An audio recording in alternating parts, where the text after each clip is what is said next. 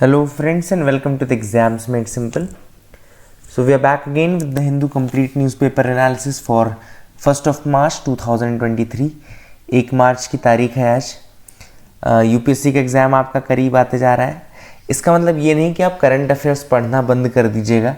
मैं आपको रीज़न बता देता हूँ क्यों। क्योंकि जैसे अगर आप आज का न्यूज़ आइटम देखोगे ना, तो ऐसा नहीं कि कोई चीज़ कल हो रही है तो वो आज न्यूज़ में आ रही है ना। वो कंटिन्यूसली अगर साल भर से 2 साल से 3 साल से न्यूज़ में चल रही है तो वो रिपीट होती रहती है। फॉर एग्जांपल कल हमने काला पानी डिस्प्यूट के बारे में बात की थी, ठीक है। तो ऑब्वियसली बात है वो आज का टॉपिक तो है नहीं। तो ये सोच करके कि आज का न्यूज़पेपर रेलिवेंट नहीं है एग्जाम पॉइंट ऑफ व्यू से, ऐसा मत करना कि आप पेपर पढ़ना बंद कर दो। चीज़ें बहुत सारी हैं जो रिपीट आती हैं, रिपीटेटिव नेचर की रहती हैं, और वही आप बार बार जब पढ़ते हो ना तो आपके दिमाग में वो फिर घर कर जाती हैं और आपको फिर उसके बारे में चीज़ याद रहती है एग्जाम पॉइंट ऑफ व्यू से। मैंने जो पैटर्न आज अपनाया रहेगा वो मैं आपको पहले दिखाता हूँ। सबसे पहले हम बात कर लेंगे कि क्या क्या चीज़ें किस फॉर्म में आज इस लेक्चर में आप देखेंगे। तो सबसे पहले हम 3 question prelims previous year questions discuss करेंगे यूपीएससी के। दूसरा हम मैप ऑफ द डे, जो भी रेलिवेंट न्यूज़ आइटम से रहेगा वो मैं उठाऊंगा। देन इसका न्यूज़ आइटम्स रहेंगे, एडिटोरियल्स रहेंगे, प्लस पीआईबी में जो था उसमें 2 आर्टिकल आज थे तो वो भी मैं आपको बता दूंगा, ठीक है। इसी में जो न्यूज़ वाले टॉपिक्स हैं, या कहना चाहिए जो एडिटोरियल वाले टॉपिक्स हैं, वो कौन से मेन आज हम डिस्कस करने वाले हैं, मतलब कि एनालिसिस के बाद किन टॉपिक्स के ऊपर आपको कमांड हो जाएगी। तो पहला हम साइबर बुलिंग के ऊपर डिस्कस करेंगे, है ना। दूसरा हम विंडफॉल टैक्सेस के बारे में जानेंगे, क्यों लगाए जाते हैं, क्या होता है। देन हम early childhood care and education के ऊपर एक एडिटोरियल देखेंगे। इसके अलावा भारतीय साक्ष्य अधिनियम में जो इलेक्ट्रॉनिक एविडेंसेस को ऐड किया गया है उसके बारे में जानेंगे। देन कच्छाथीवू कंट्रोवर्सी, इंडिया और श्रीलंका के बीच की जो कंट्रोवर्सी उसके बारे में जानेंगे। पीएम सूर्य घर मुफ्त बिजली योजना के बारे में जानेंगे, और इंटरनेशनल बिग कैट अलायंस के बारे में जानेंगे, ठीक है ना। तो I hope you will B enjoying this analysis thoroughly. Start करते हैं। सबसे पहले जैसा हमने प्लान ऑफ लेक्चर में डिसाइड किया था कि आज से हम क्वेश्चंस के साथ डिस्कस करेंगे जो कि यूपीएससी प्रीवियस ईयर क्वेश्चंस हैं। पहला सवाल आपकी स्क्रीन में 2014 यूपीएससी का सवाल दिख रहा होगा।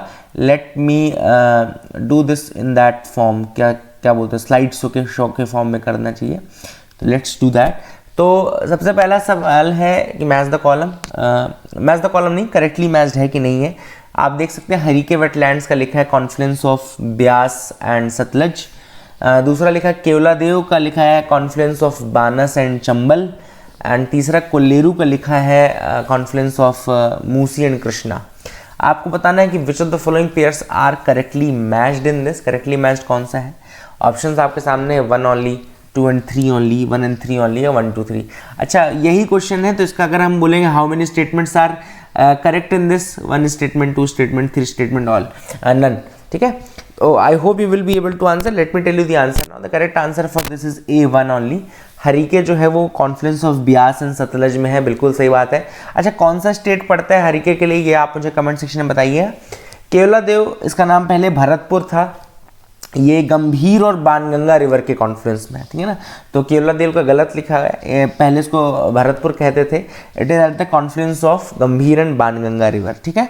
तीसरा जो आपके पास है कोल्लेरू लेक, तो ये भी एक लेक है एंड ये लोकेटेड है आई थिंक कृष्णा गोदावरी के बीच में, है ना। Krishna Godavari, yes I think Krishna Godavari, एक बार चेक कर लीजिएगा, but that is not Musi and Krishna is not the correct one. The correct answer is 1 only, इसका आंसर है, ठीक है।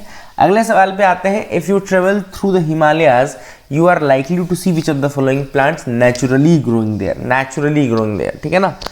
तो अब यहाँ पे पहला है ओक, दूसरा है रोडेंडेरॉन एंड तीसरा है सैंडलवुड। देखो बड़ा आसान सवाल था ये, एलिमिनेशन से आपको बड़ा इजीली हो जाता। आपको ये कंफर्म है कि सैंडलवुड नहीं होगा। सैंडलवुड क्यों नहीं होगा?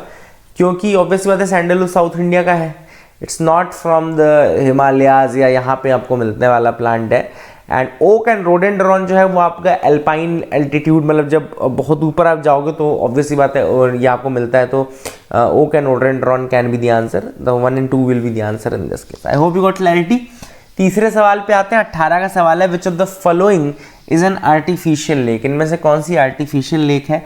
Option are A Kodaikanal, B Kolleru, C Nainital, या D रेणुका। तो बस आप कुछ मत करना, ए ऑप्शन से स्टार्ट करना, उसको सर्च करना कि क्या ये आर्टिफिशियल लेक है या नहीं, आपको आंसर मिल जाएगा, ठीक है ना। तो I hope you will be able to answer this question.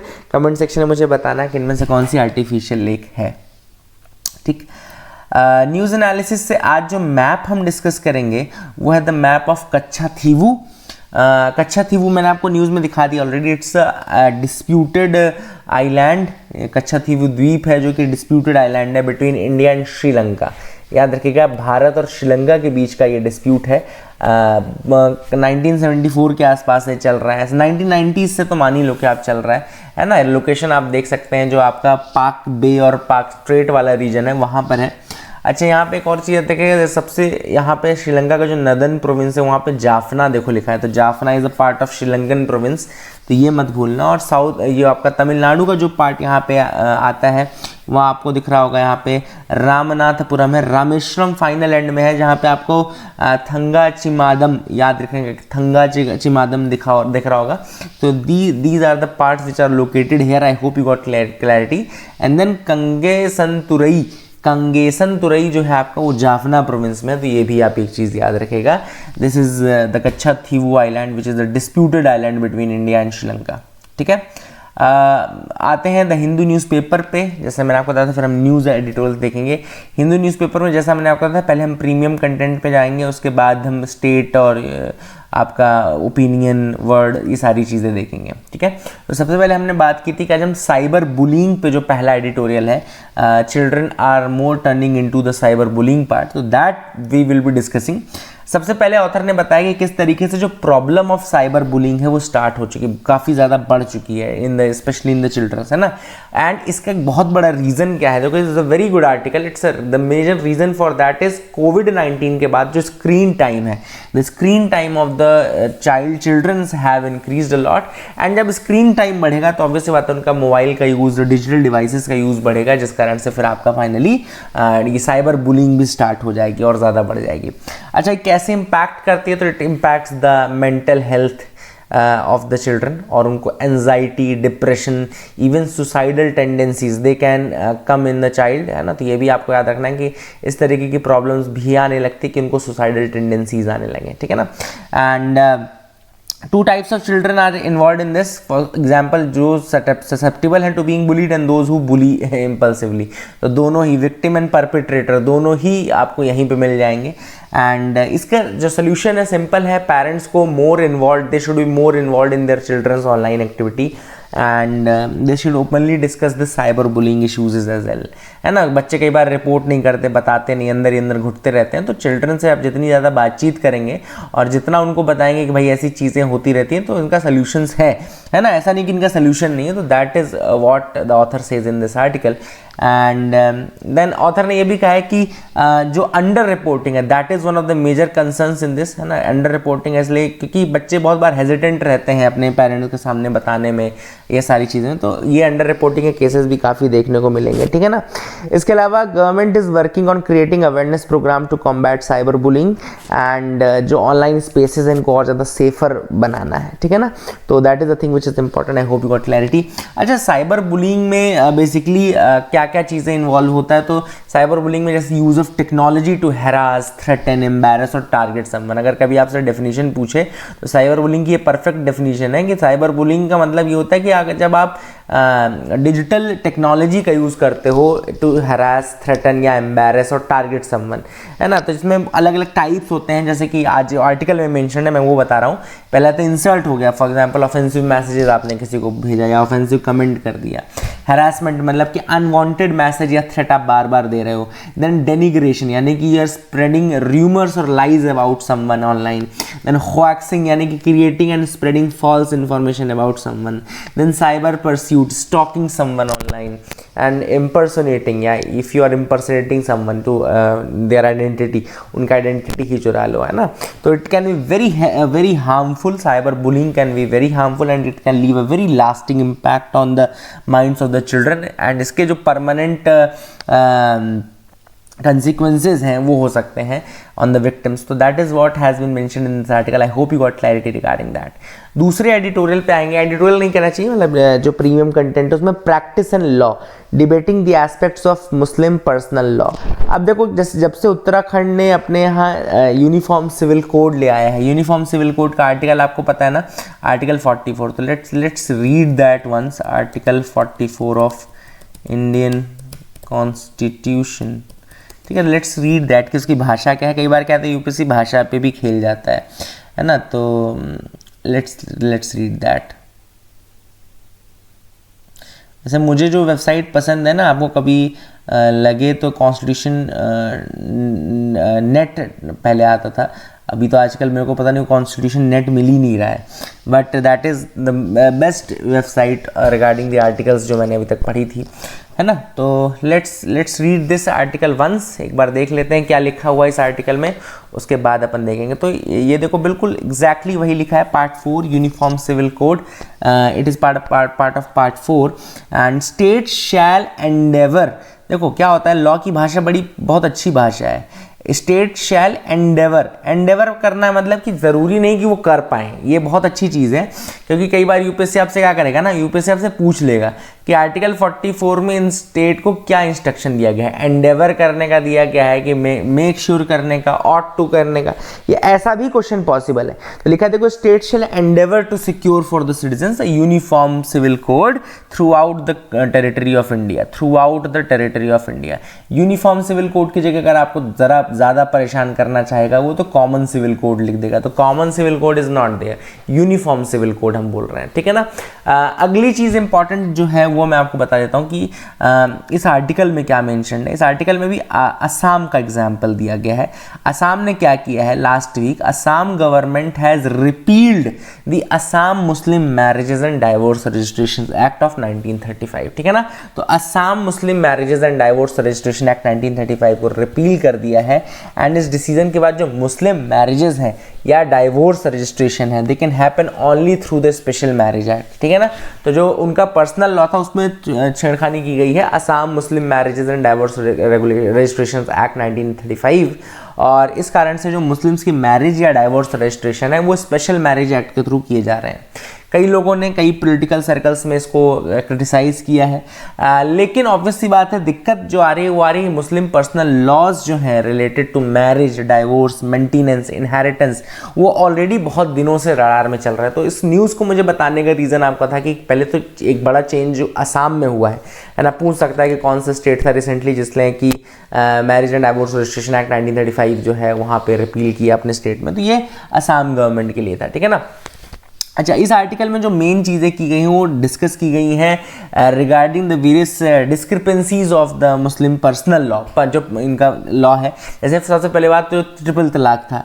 Triple तलाक तो हालांकि जो केसेस हैं उनके थ्रू हटा दिया गया है. तो एक बार अपन देख लेते हैं ट्रिपल तलाक केसेस, जो इम्पोर्टेंट केसेस हैं, है ना. तो लेट्स रीड दैट. यहाँ पे देखो लिखा है Shayara Bano versus Union of India and others. ठीक है, एक तो इम्पॉर्टेंट है Shayara Bano versus the Union of India others. In this case, popularly known as the triple तलाक case, supreme court of India ने ट्रिपल तलाक को बिल्कुल नल एंड वॉइड डिक्लेयर कर दिया गया था. I hope you got clarity regarding that as well, आपको याद रहेगा.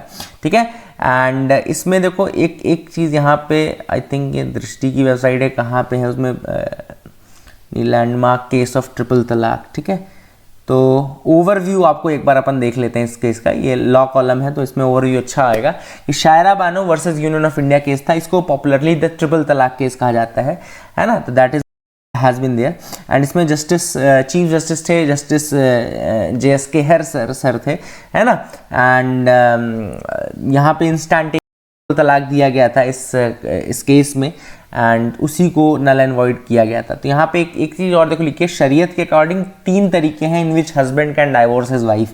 तो ये भी देख लो आप लोग, थोड़ा सा बता देता हूँ. एक है तलाक एहसान, दूसरा है तलाक हसन एंड तीसरा है तलाक बिद्दत. तो इट इज़ क्लेम्ड दैट तलाक़े एहसान एंड तलाक़े hasan are recognised by holy Quran, but तलाक़े biddat is a creation of Umayyad kings for their ill intentions. तो याद रखिएगा, कई लोग मतलब कहते हैं कि तलाक़े एहसान और तलाक़े हसन जो है they are basically there in holy Quran, तलाक़े biddat is a creation of Umayyad kings. तो तलाक़े हसन जो है it is a proper form of talaq. In this form, 3 successive pronouncements of talaq are made by husband in 3 consecutive tuhars, मतलब when the woman is not menstruating। तो 3 tuhars में when the woman is not menstruating the proclamation has to be made by the husband, ठीक है ना। And ये non menstruating women के time period पे ही किया जाएगा, ठीक है ना। And this pronouncement can be made.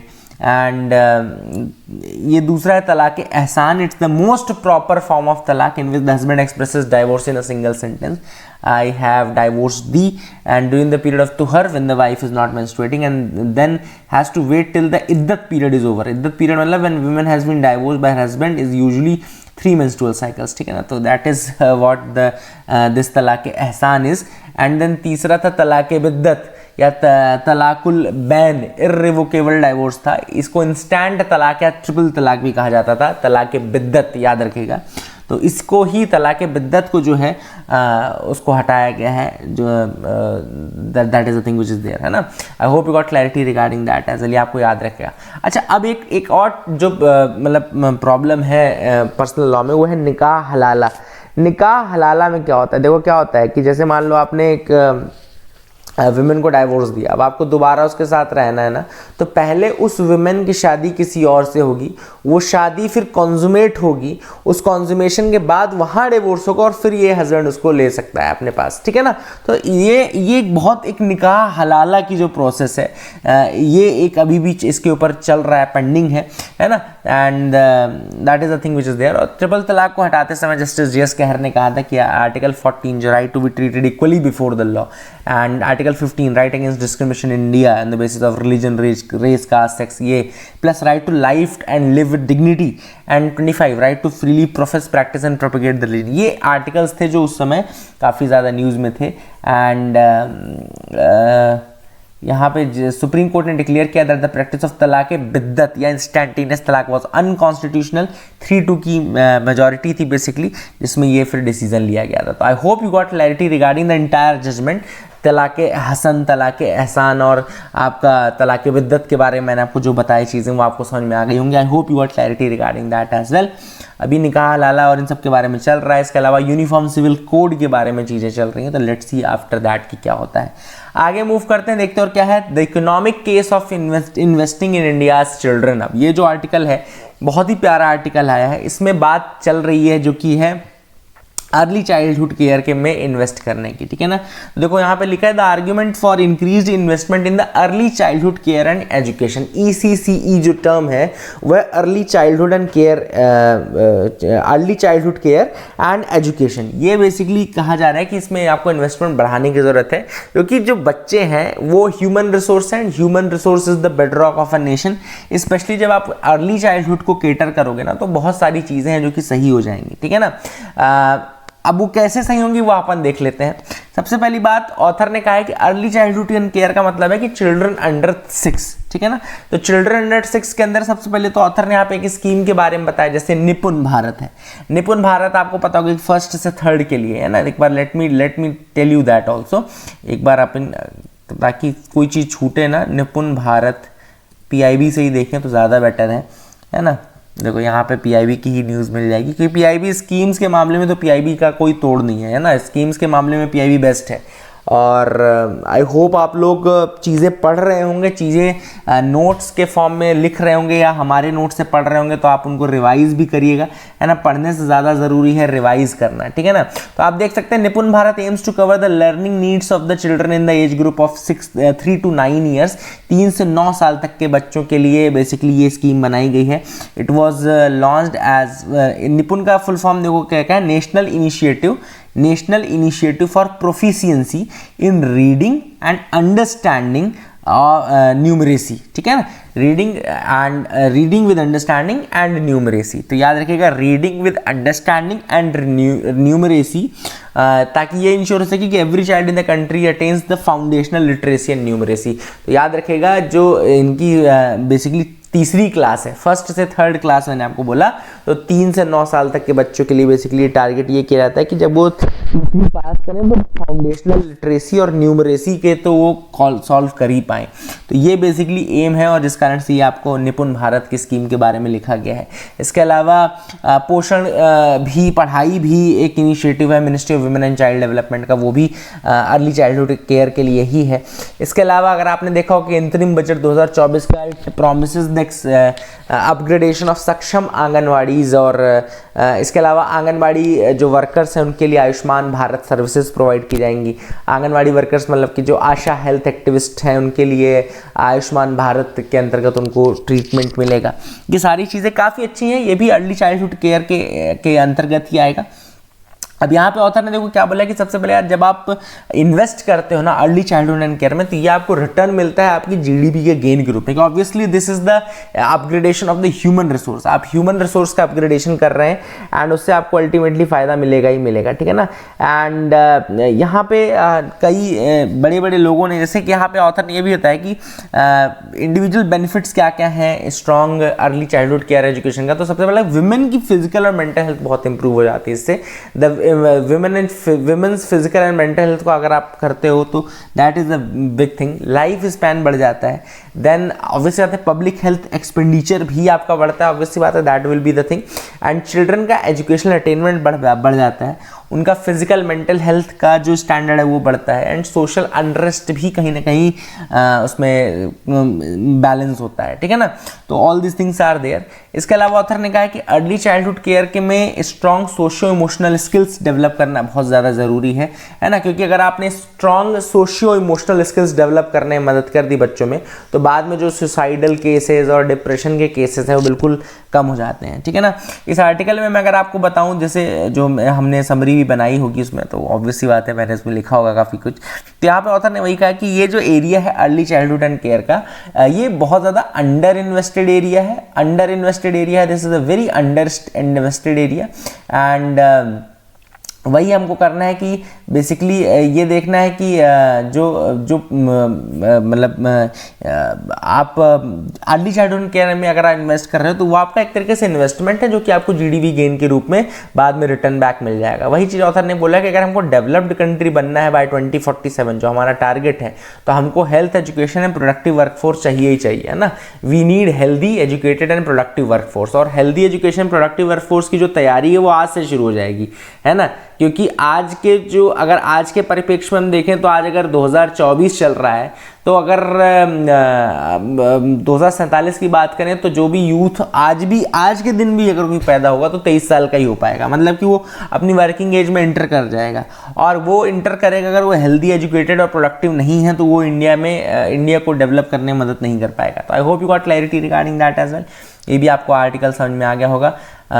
अगला जो है वो है एक्सप्लेन द कच्छाथीवू कंट्रोवर्सी।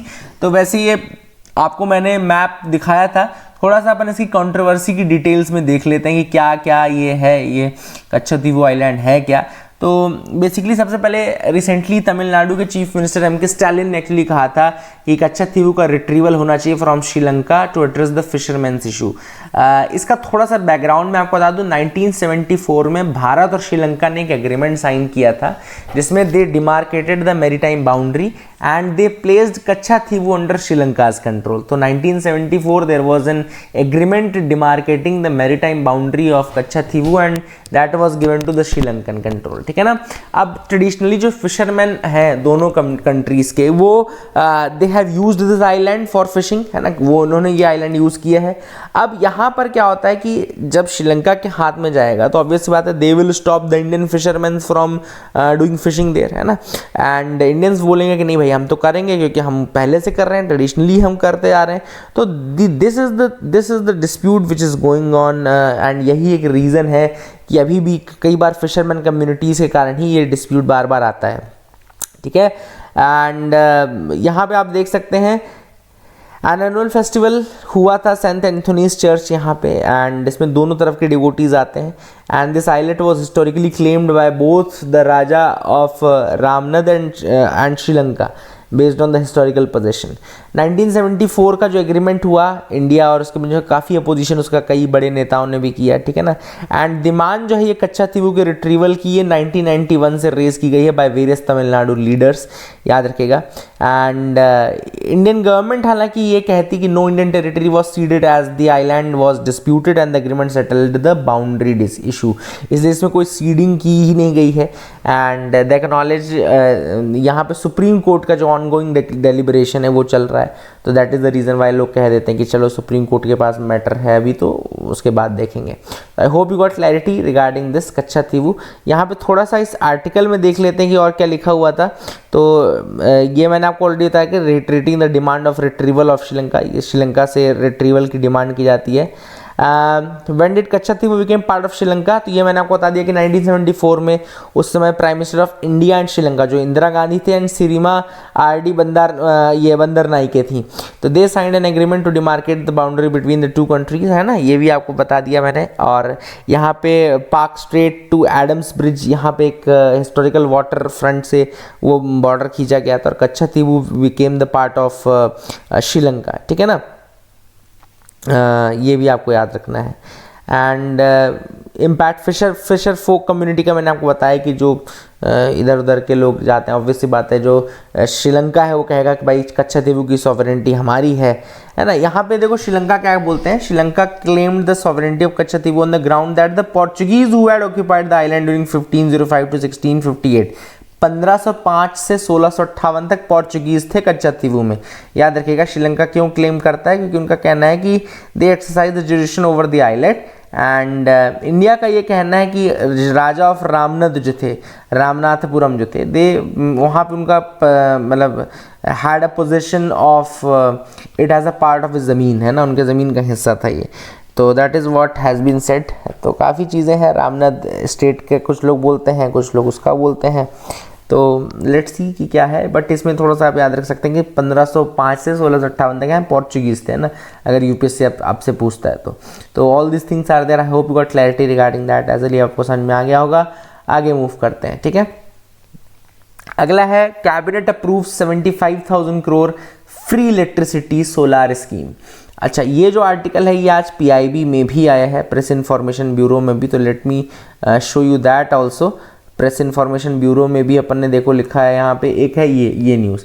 तो प्राइम मिनिस्टर ने अप्रूव किया पीएम सूर्य घर, नाम जो है इसका है पीएम सूर्य घर मुफ्त बिजली योजना, और इसमें है कि रूफ टॉप सोलार इंस्टॉल करना है 1 करोड़ हाउस होल्ड्स में, 1 करोड़ हाउस होल्ड्स में करना है। मेन जो है इसमें house holds will get 300 units of electricity free every month, याद रखेगा 300 यूनिट इलेक्ट्रिसिटी फ्री मिल जाएगी आपको एक तरीके से अगर आप house hold roof top solar करवाते हो तो। एंड यहाँ पे पीएम सूर्य घर मुफ्त बिजली योजना जो है 75,000 करोड़ का ये प्रोजेक्ट है, याद रखेगा। This is the thing which is there, जहाँ पे इंस्टॉल करना है रूफ टॉप सोलार एंड इसमें प्रोवाइड होगी free electricity up to 300 units per month to 1 crore households. अच्छा, मेजर जो इसके स्कीम के पार्ट है, पॉइंट्स है, वो मैं आपको दिखा देता हूँ। मैंने एग्जाम यहीं से नोट्स बनाया है ना, पीआईबी का ही नोट्स है, तो आपको वैसा नहीं कि कुछ मिस होगा। देखो यहाँ पे लिखा है, सेंटर ने कहा है कि वो 60% सब्सिडी प्रोवाइड करेंगे अगर आप 2 किलोवाट तक का सिस्टम लगाते हो, और 40% सब्सिडी देंगे अगर आप 2 से 3 किलोवाट की कैपेसिटी का प्लांट लगवाते हो, ठीक है ना। एंड इसमें जो मेन जो प्लांट की कैपेसिटी है वो 3 किलोवाट पे ही रोक दी गई है, 3 किलोवाट से ऊपर का नहीं कर सकते। तो 3 किलोवाट याद रखिएगा, 2 किलोवाट तक 60 एंड 60% सब्सिडी, एंड 2 से 3 का अगर आप करते हो तो फिर 40% सब्सिडी हो जाएगी, ठीक है ना। हाउस होल्ड्स को सब्सिडी के लिए अप्लाई करना पड़ेगा through national portal and will be able to select a suitable vendor for installing the solar rooftop solar, and the national portal will assist the households in their decision making process. इसके अलावा households will be able to access collateral free loan also, loan interest loan products of around 7% जो मिल जाएगा आपको for systems up to 3 kilowatt, ठीक है ना, याद रखेगा ये। अब स्कीम के बारे में और इसमें देखो क्या चीज़ है कि the model solar village will be developed in each district of the country to act as a role model for adoption of the solar in rural areas. तो एक मॉडल सोलार विलेज बनाया जाएगा हर डिस्ट्रिक्ट में। इसके अलावा urban local bodies and Panchayati Raj institutions will also benefit from the incentives of promoting the rooftop solar installation. Obvious बात है यूएलबीज और पंचायती राज इंस्टीट्यूशंस को भी फायदा मिलेगा, बिजली रहेगी कम से कम, ठीक है। इसके अलावा स्कीम एक कंपोनेंट है for payment security for renewable energy services company, ठीक है ना। तो ये भी एक चीज़ है जो कि रहेगा। बट अब देखो यहाँ पे एडिटोरियल जो था, ये तो पीआईबी का है तो हमने अच्छी अच्छी चीज़ें पढ़ ली। एडिटोरियल जो था वो ये कह रहा था कि भैया फ्री इलेक्ट्रिसिटी आप लिख रहे हो, मुफ्त बिजली योजना लिख रहे हो, तो मुफ्त और सब्सिडी में डिफरेंस होता है कि नहीं होता है भाई। ऑथर ने ये कहा है कि देखो भैया आप सब्सिडी दे रहे हो तो there is a difference between subsidy versus free electricity, ठीक है ना। आप फ्री नहीं दे रहे हो, आप सब्सिडी दे रहे हो 60% की 40% की, लेकिन बाकी का कौन ढो रहा है? बाकी का लोन लेकर के वो बंदा ही तो लेगा ना, या फिर आप ये बोलोगे कि नहीं इसका लगाने का काम कोई और करेगा, तो वो चीज़ है। दूसरा ऑथर ने वही बोला कि ये जो 300 यूनिट है इलेक्ट्रिसिटी जो डिलीवर की जाएगी, ये कैसे डिलीवर की जाएगी? ये सब्सिडी बेस्ड इलेक्ट्रिसिटी रहेगी या फिर आप सिस्टम बेस्ड रहेगी, या मतलब किस तरीके से रहेगी, इस पर कोई क्लैरिटी नहीं है ना। या फिर ये बचत जो होगी उसको बोल रहे हैं, इससे पहले 15 लाख थे कि 15 लाख जो बच गए वही आपको मिल गए, ठीक है। इसके अलावा all these things are there, तो ये एक जो है इंपॉर्टेंट ऑथर ने उठाया है। इसके अलावा मॉडल सोलार विलेज जो है वो उसका इनिशिएटिव है to increase the rooftop solar in rural areas and all, and ये I hope you will be able to remember that, ठीक है। तो ये एक बहुत अच्छा आर्टिकल था, ये भी इसके बारे में हमने डिस्कस किया। तो ओके, अगला देखते हैं, अगला क्या है। अगला टॉपिक है understanding the world of informal waste pickers. ये देख लेते हैं एक बार, इसमें नोट्स तो मैंने नहीं लिखे हैं। इनफॉर्मल वेस्ट पिकर कि आज जैसे मार्च 1 है ना, तो आज इंटरनेशनल वेस्ट पिकर्स डे है, इंटरनेशनल वेस्ट पिकर्स डे है। एंड यहाँ पे एक कोलंबिया में इंसिडेंट हुआ था 1992 का, तो उसका मेंशन किया गया है। तो let me just quickly go through that. मैं एक बार सर्च कर लेता हूँ, बहुत ज़्यादा मुझे नहीं पता लग रहा है कि कुछ इसमें होगा।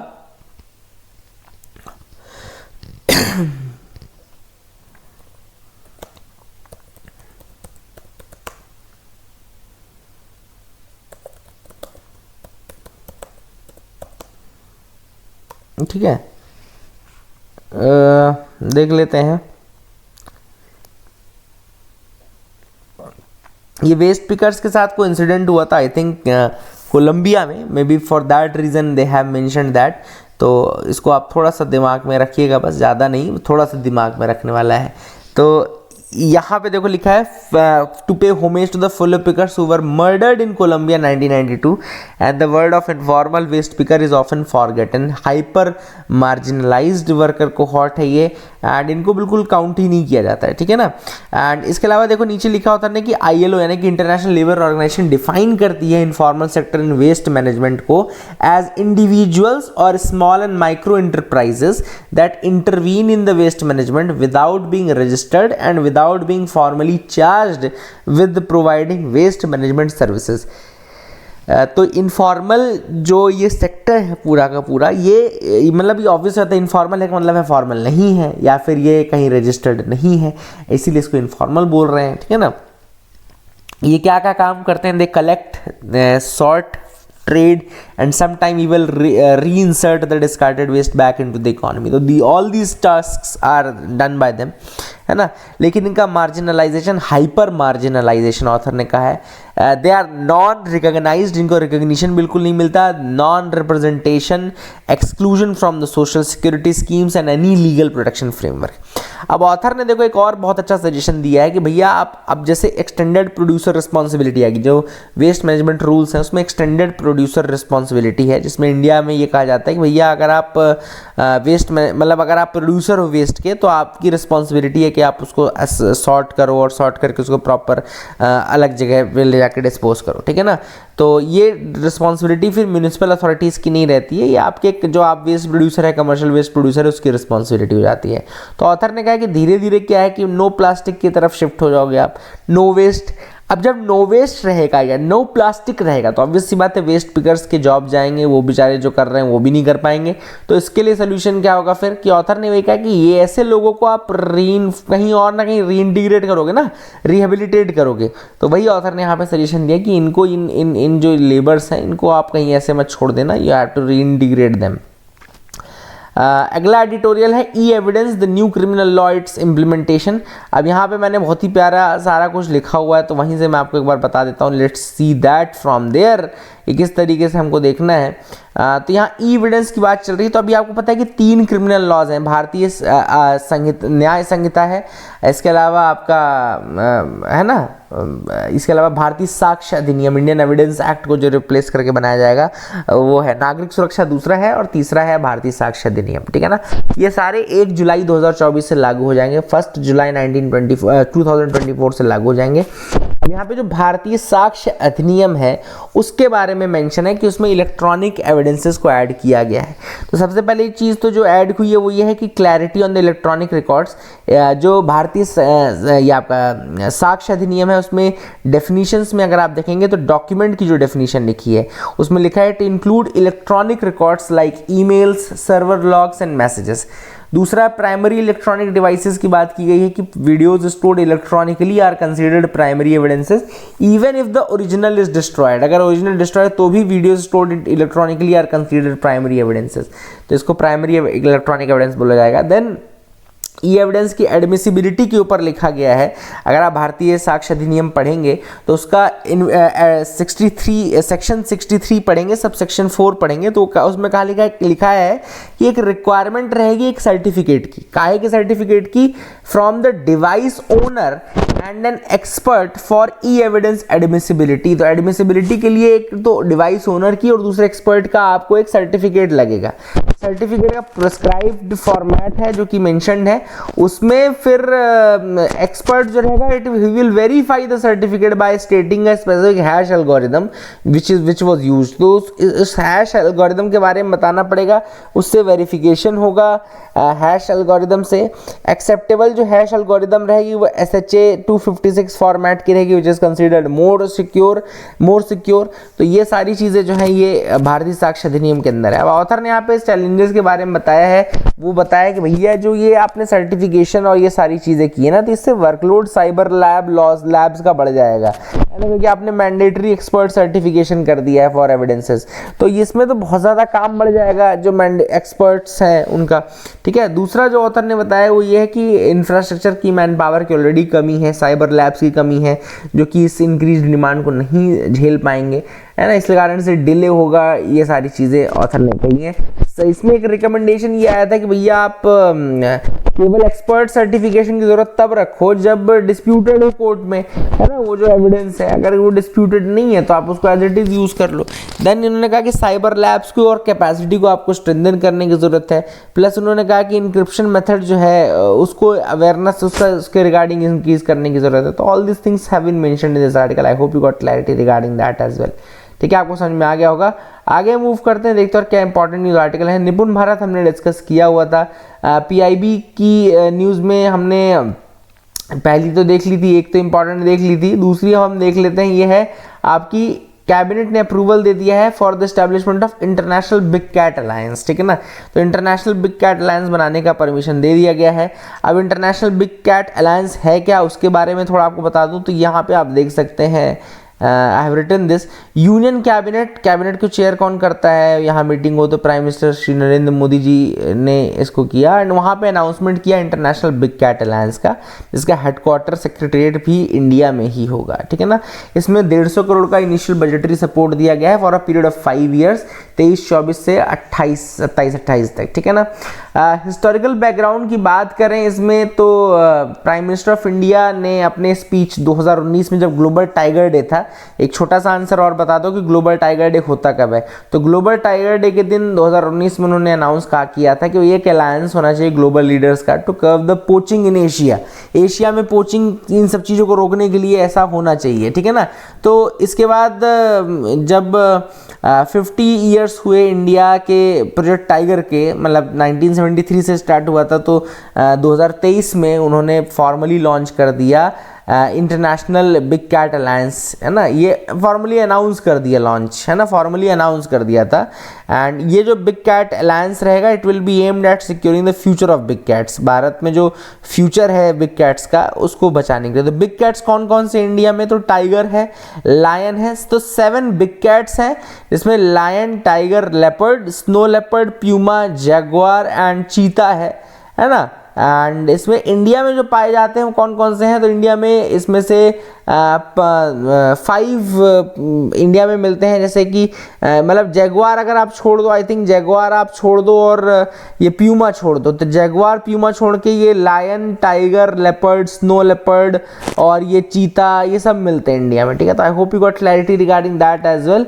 जो मैंने पूछा उसका आंसर आप कर देना। तो एक बार मैं डिटेल में आता हूँ और देखता हूँ कि क्या चीज़ छूट रही है। तो एक विंडफॉल टैक्स छूट रहा है, अगर आप लोग को पता होता है ना, विंडफॉल टैक्स मैंने आपको बताया था। तो विंडफॉल टैक्स क्या होता है, देखो कई बार जैसे मान लो मैं बिजनेस कर रहा हूँ, तेल का बिजनेस कर रहा हूँ, ठीक है, आप तेल का बिजनेस कर रहा हूँ, आज तेल 100 रुपये है, अब मैंने कुछ नहीं किया, मतलब मैंने अपने कोई मार्केटिंग नहीं चेंज की, मैंने अभी कोई अपना पैटर्न नहीं चेंज किया। अब होगा क्या कि कुछ दिनों बाद अचानक से मान लो ऑयल की कमी हो जाए, है ना, ऑयल की कमी हो जाए। अब ऑयल की कमी हुई ले तो उससे क्या है, जो लोग ऑयल होल्ड कर रहे थे, फॉर एग्जांपल मैं ऑयल होल्ड कर रहा था, तो मेरा प्राइस ऑयल का बढ़ जाएगा, है ना। मतलब मैंने कोई मार्केटिंग स्ट्रेटजी नहीं की, मैंने कोई चेंज नहीं किया, बट मेरे दाम अचानक से बढ़ गए और मेरे को फायदा मिलने लगा। तो ये जो फायदा होता है उसको विंडफॉल प्रॉफिट कहते हैं या विंडफॉल गेन कहते हैं। और इसी समय फिर इस प्रॉफिट के ऊपर क्या है, गवर्नमेंट टैक्स लगा देती है कि ये आपने कोई आपकी मेहनत से नहीं बढ़ रहा है आपका, ये आपको बढ़ रहा है क्योंकि एक इमरजेंसी की सिचुएशन आ गई होगी या कुछ ऐसी चीज़ हुई होगी बाहर जिसका इम्पैक्ट उसके ऊपर पड़ रहा है। तो इसको बोलते हैं विंडफॉल प्रॉफिट। इस पर जो टैक्स लगता है उसको विंडफॉल टैक्स कहते हैं, ठीक है ना। I hope you got clarity regarding that as well, ये भी आपको समझ में आ गया होगा। और यहाँ पे मैं आपको बता दूँ अपना जो हमारा कंटेंट है वो, उसके अलावा आपको पढ़ने की ज़रूरत कुछ भी नहीं पड़ेगी। लास्ट में आपको एक चीज़ और दिखा देता हूँ, जो हमारी वेबसाइट है वहाँ पे अगर आप आएंगे तो आपको होम पेज में 2 कोर्सेज की जानकारी मिल जाएगी। एक तो हमारा करंट अफेयर्स का कोर्स चल रहा है, दूसरा जो हमारा कोर्स है वो CSAT का कोर्स चल रहा है, ठीक है ना। तो जो लोग लेना चाहते हैं वो उसको ले सकते हैं। यहाँ पे मैं आपको एक बार अगर देखना हो तो मैं दिखा देता हूँ। हालांकि बीच में कुछ दिनों तक गैप हो गया था जिसमें वीडियो नहीं अपलोड हो पाया था in the current affair series and this and that, but अगर आप लोग ज्वाइन करते हैं तो आप उसको देख सकते हैं, ठीक है ना। तो I hope you got clarity, I hope आप लोग ज्वाइन करेंगे। कीप लविंग अस, कीप शेयरिंग अस, लाइक ज़रूर करिएगा यार दोस्तों, लाइक कर रहे बिना मत जाइएगा। तो thank you and have a nice day, ठीक है ना।